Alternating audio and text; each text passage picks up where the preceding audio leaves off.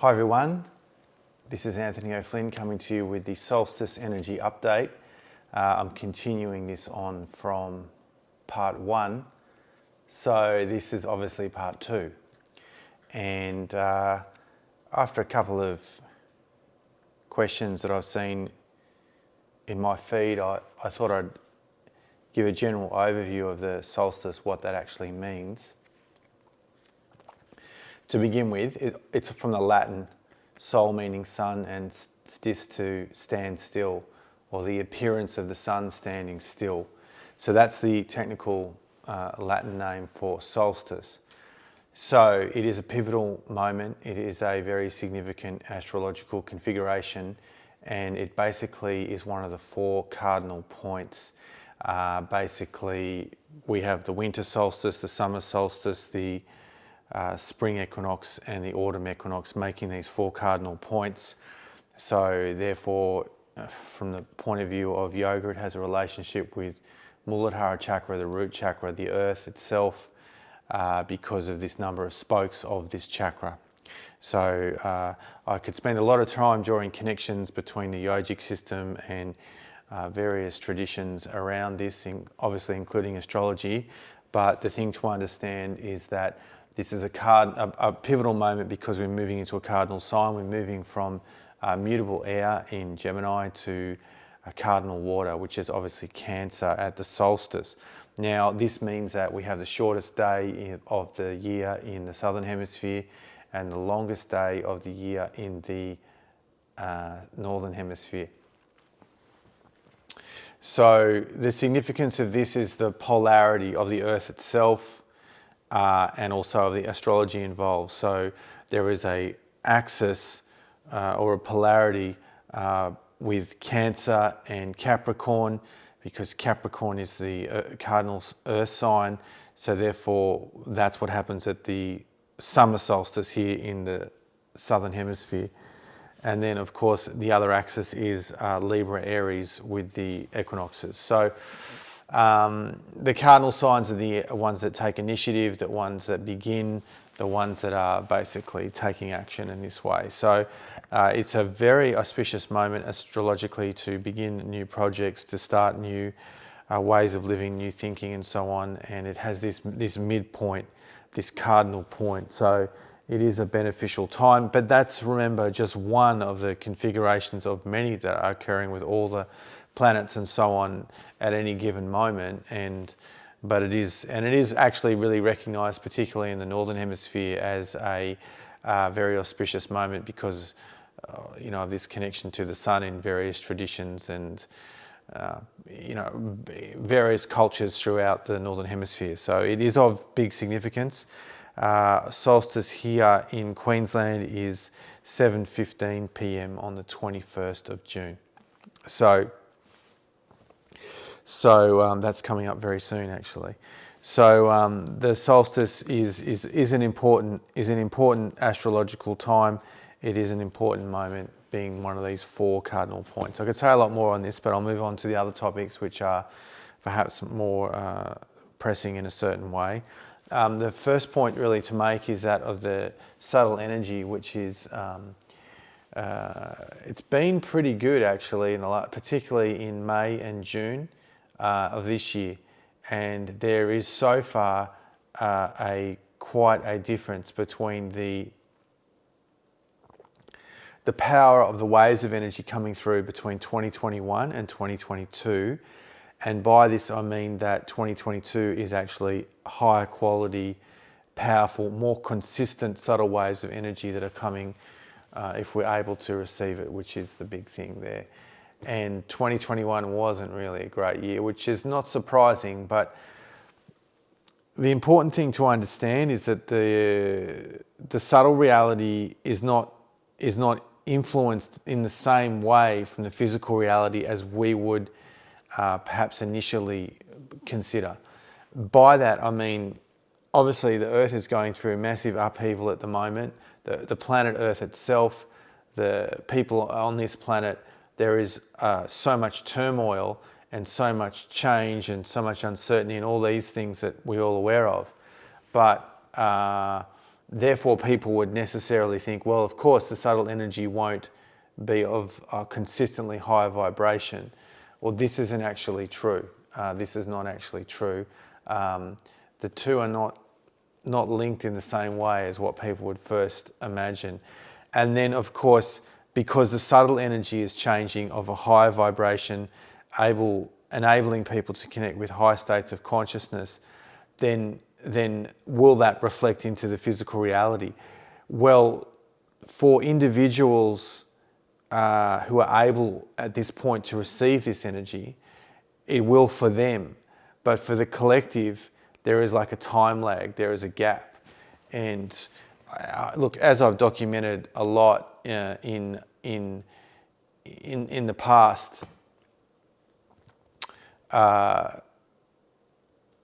the subtle reality determines the physical reality, but at the collective level, that is taking a while to show up, and that's why people are getting confused as to why this awakening is taking so long. In my view, the awakening is actually going quite quickly, as I see it. I'm of the view that this process we're undergoing will take the minimum, we're only at the beginning of it, minimum 20 years. And at this 2040 period, as is the contention of my book, Paradigm Shift, The Global Awakening of Humanity, 2020 to 2040, that it won't be concluded at 2040. But the real, much of the heavy lifting will be done then to deconstruct much of the institutions and this become conscious of this inverted reality to begin with, because we're not at that point yet, and clearly there's a lot of signs, unfortunately, that show that the inversion is intensifying, definitely at this point. But that is to be expected.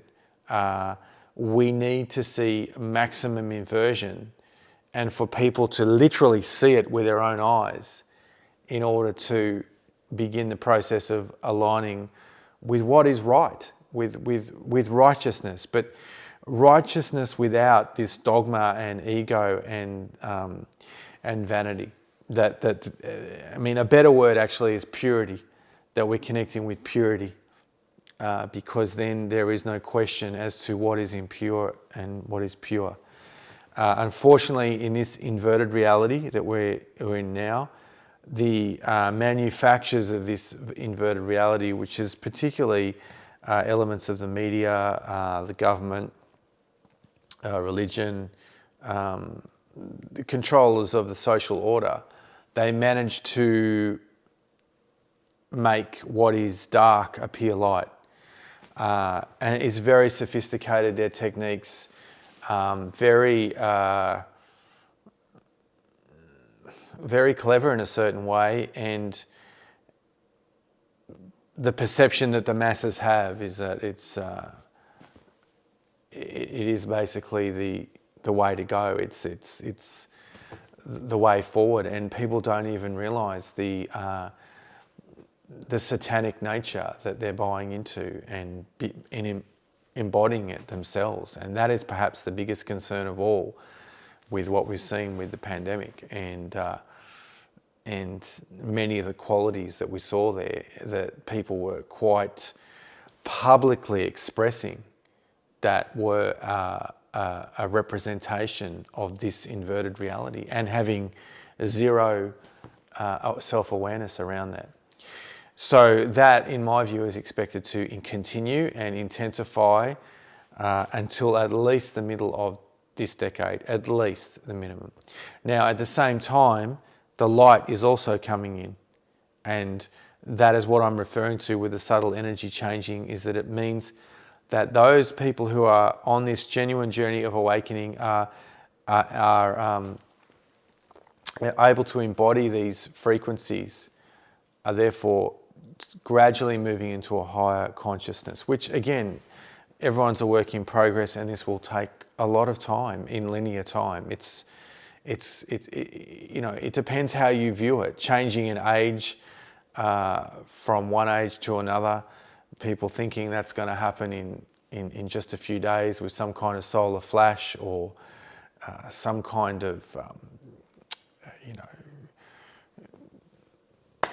some energy coming from the sun, something like that. Well, I mean, those processes could support it, but you're talking about,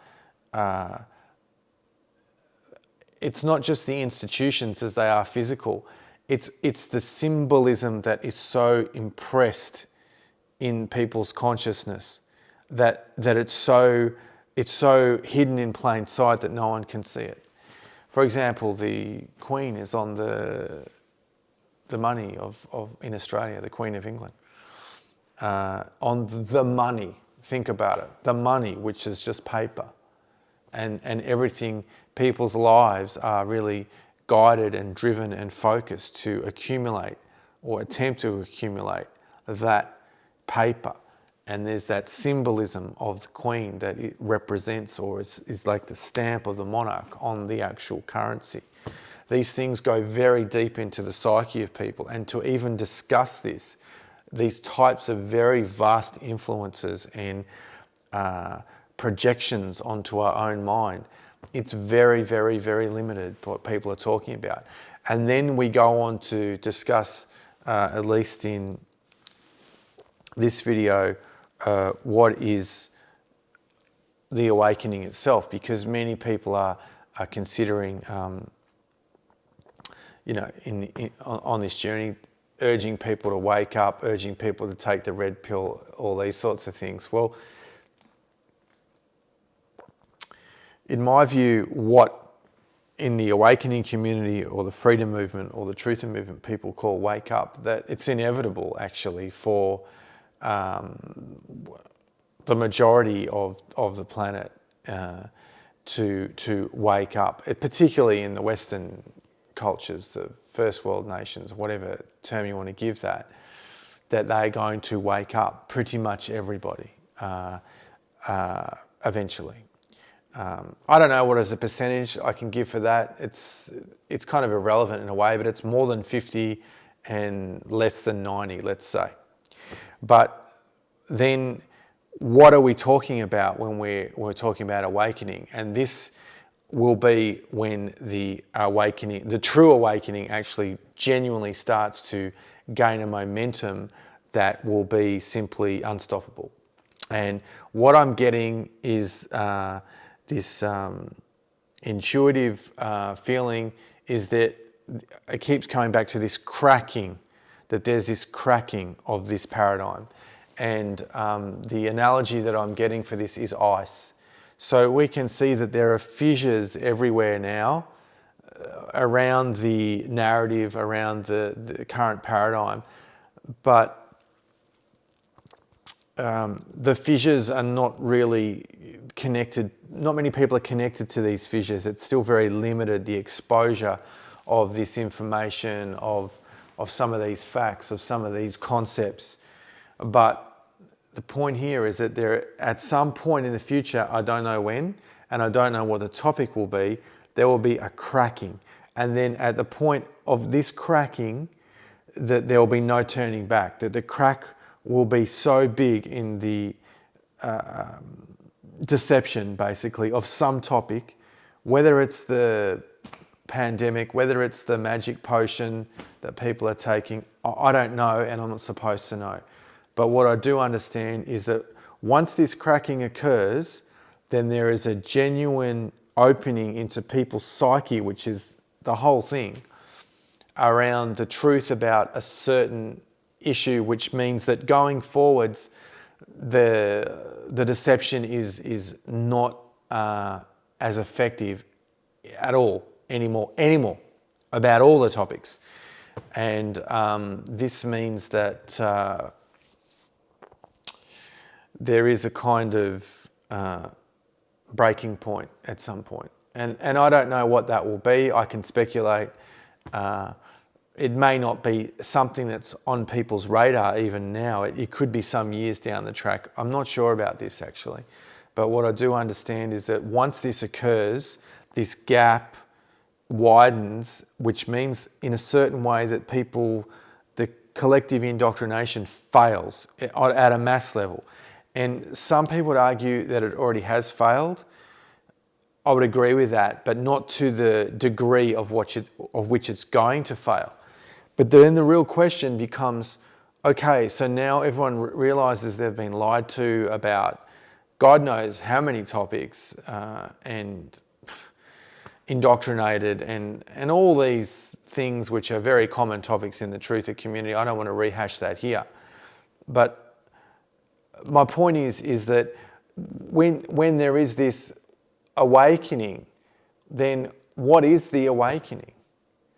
To know the truth about the secret societies, about the banking system, about the magic potion, about the 9/11. I mean, it can go on and on and on, right? But what does that actually do to transform human consciousness, really?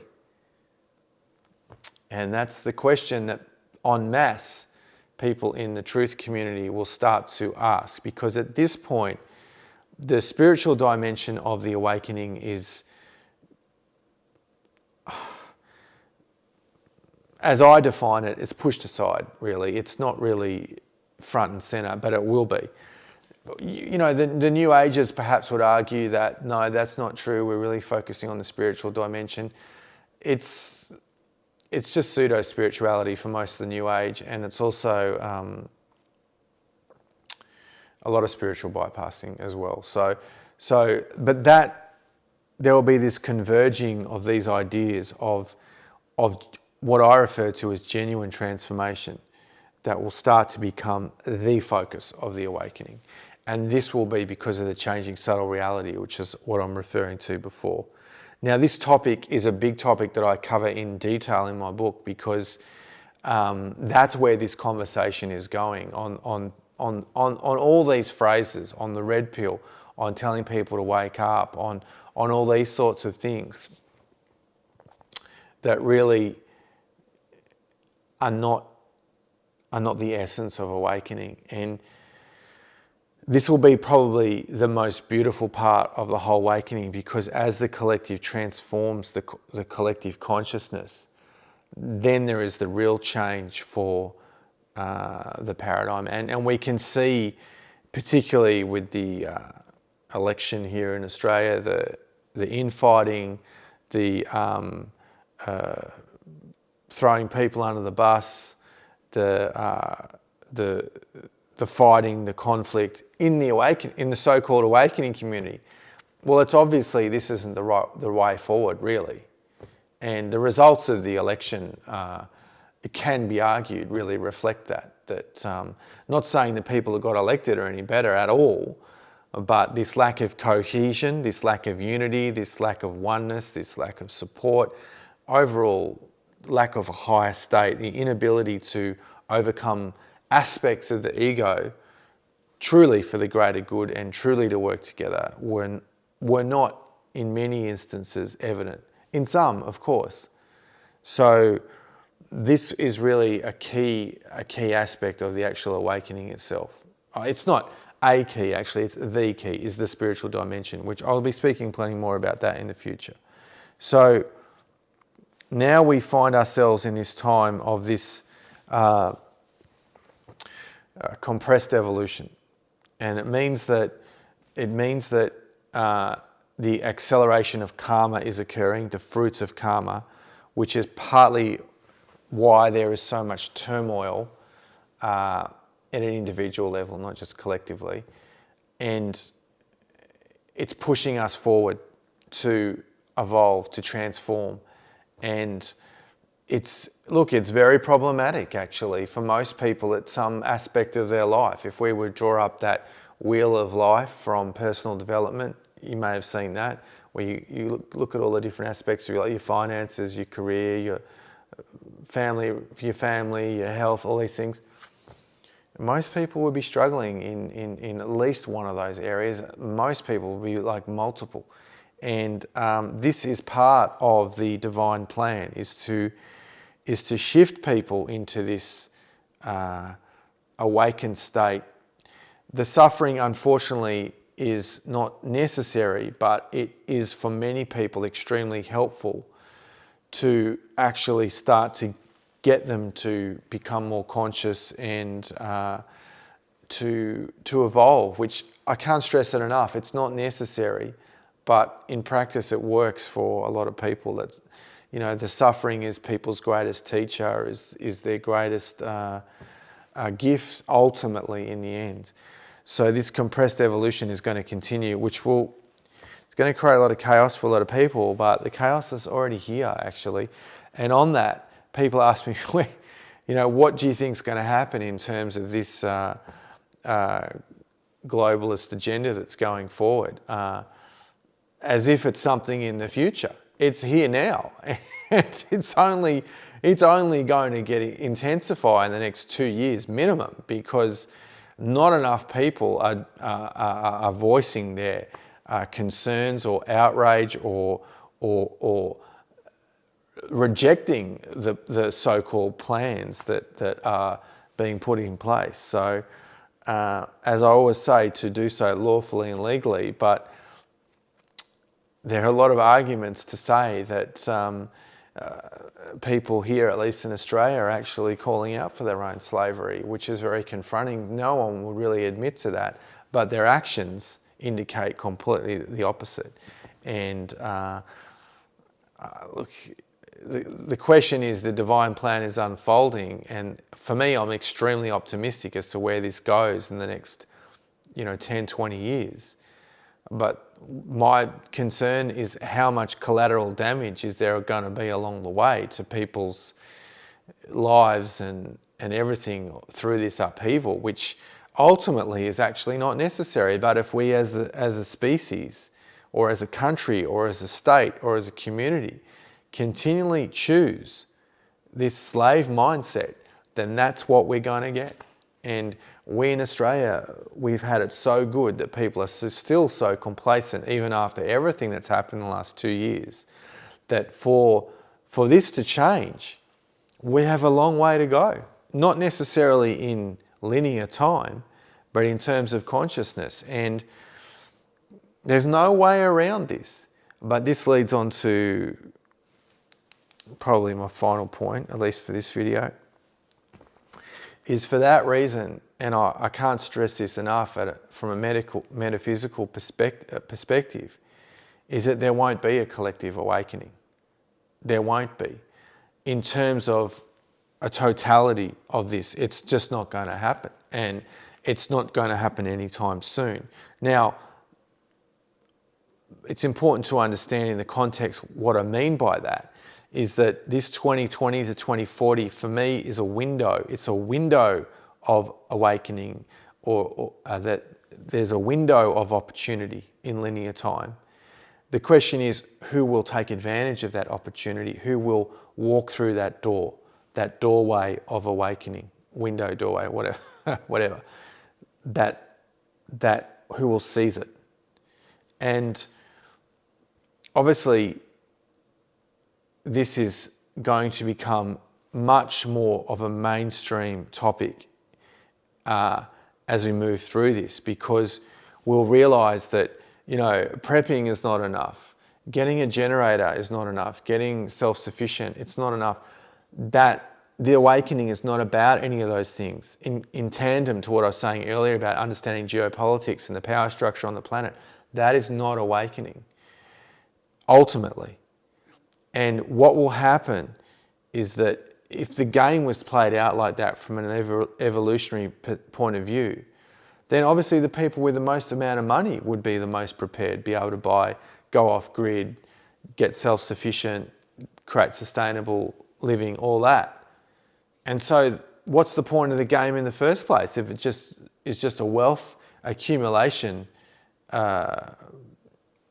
enterprise to weather breakdown of supply chains, lack of resources, all these things?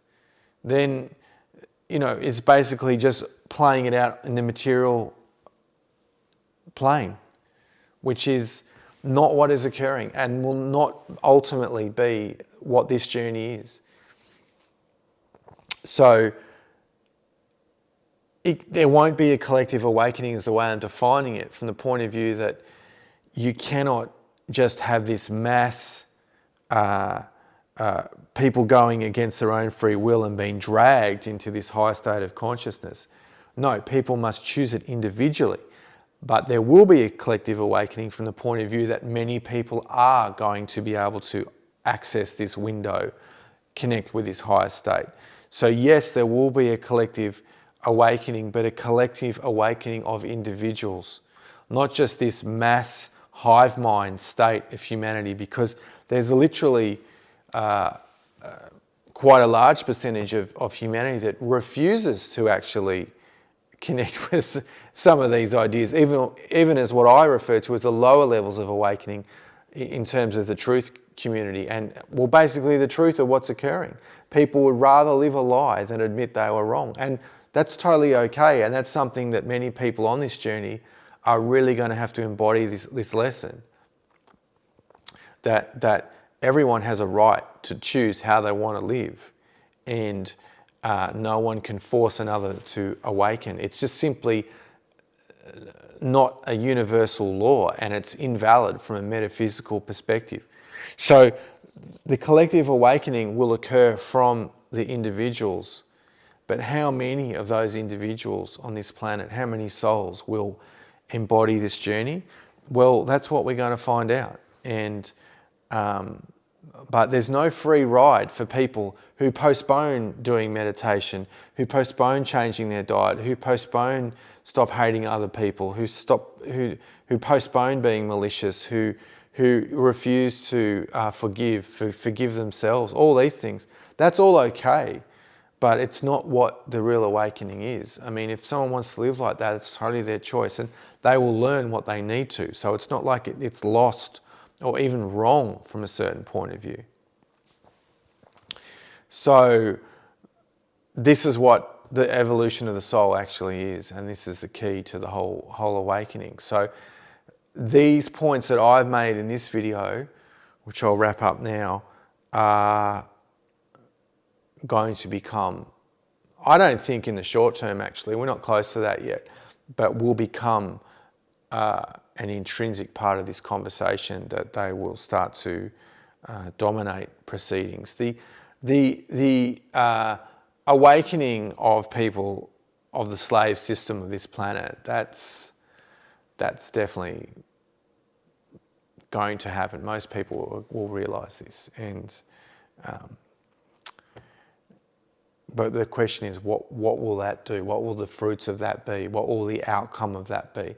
To create a new government, to have better representation, to have a more just system, whatever.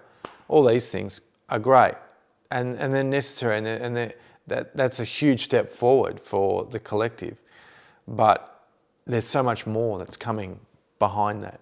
So thanks for watching, and have a great solstice, everyone, and all the best on this journey. We're living in epic times, as I say, and it will, as I see it, things are going okay, and things are going according to the divine plan, and things are on track. So keep the faith, stay strong.